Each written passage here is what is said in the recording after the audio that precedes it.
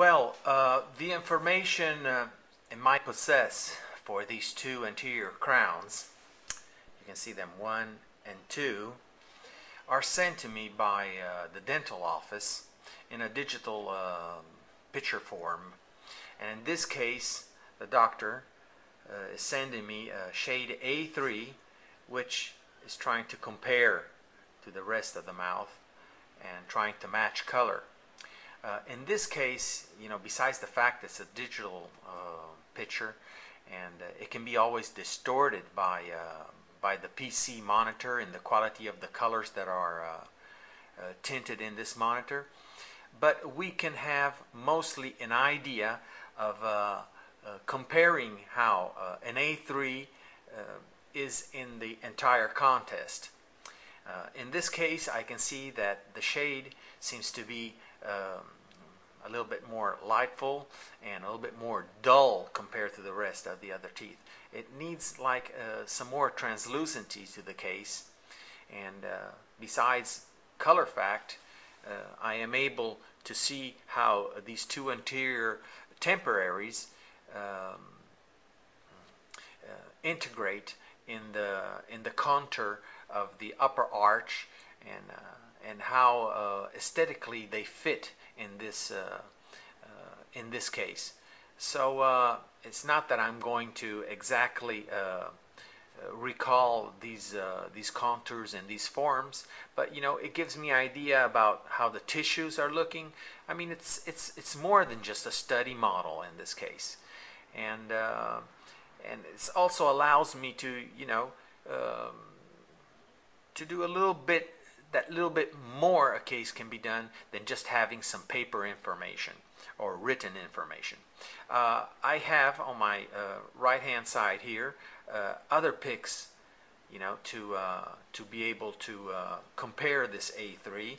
In this case, it shows you an A3. Now we will see in this case, okay, here we have a C2. You see, it's always a little bit in front of these two, so it's bringing also some shadow in this area. So, but what I want to kind of understand is how it looks with the antagonist of the case, or how it looks with the lateral of the case. Also, a C2 doesn't look too bad, but it gives me an idea. We're kind of in a light shade contest. Then let me see another pic. In this case, I cannot see here, let me move a little bit. Okay, I'm not able to see exactly, but I guess this was the A3 of before, and I can see that next to the lateral, it has a little bit more chroma than value, which is needed, to be added to the porcelain.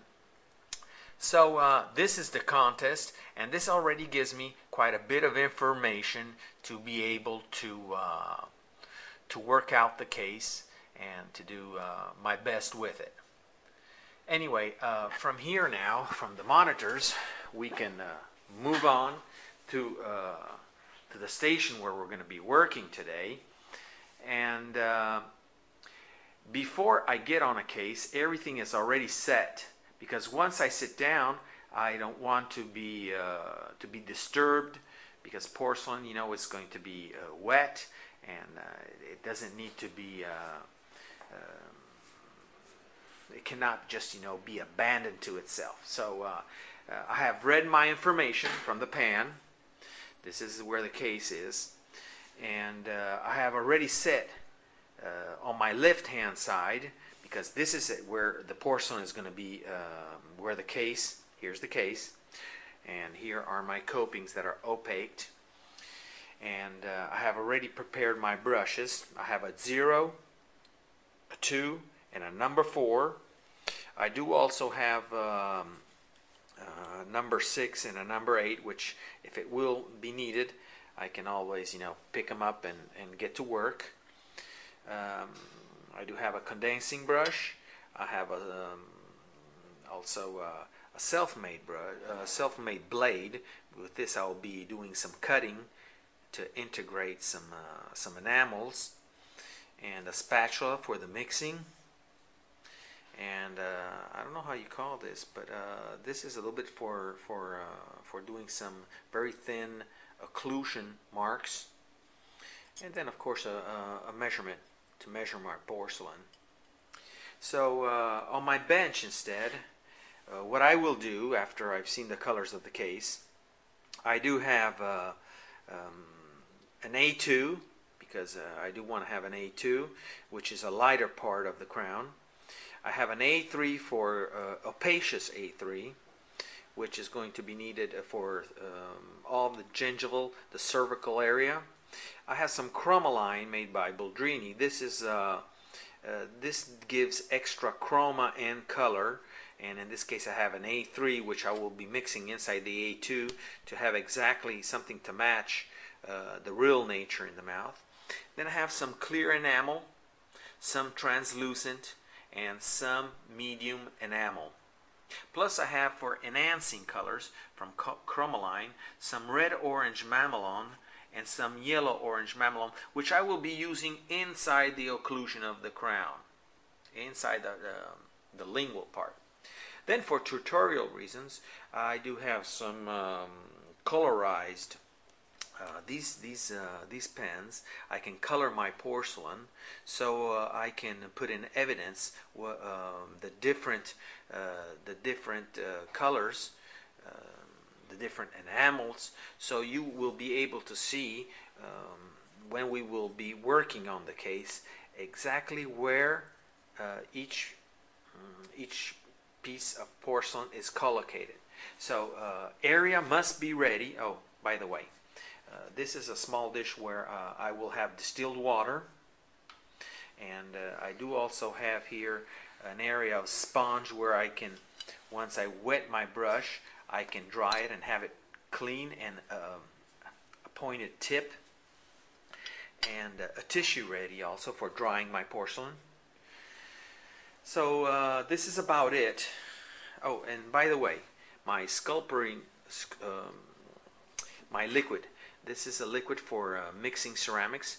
We used to, in the old days, in the late 70s and beginning of the 80s, to use distilled waters, but now the job has been helped out a lot by using these liquids, which help us to not have the porcelain just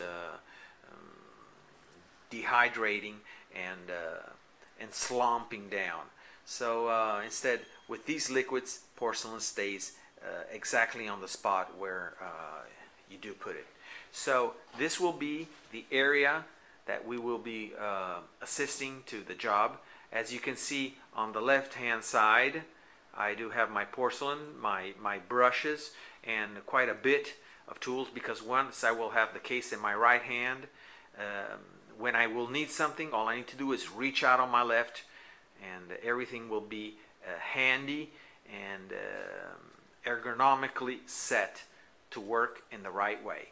So this is one of the #1 matters that we have to concentrate, that we have to develop into our daily basis working, to have always everything set, because we want to optimize time, and it has to be almost everything mechanically presetted. So once you're sitting on the bench, everything comes easy, handy, and on time. Now from here we will move on the modeling of the porcelain.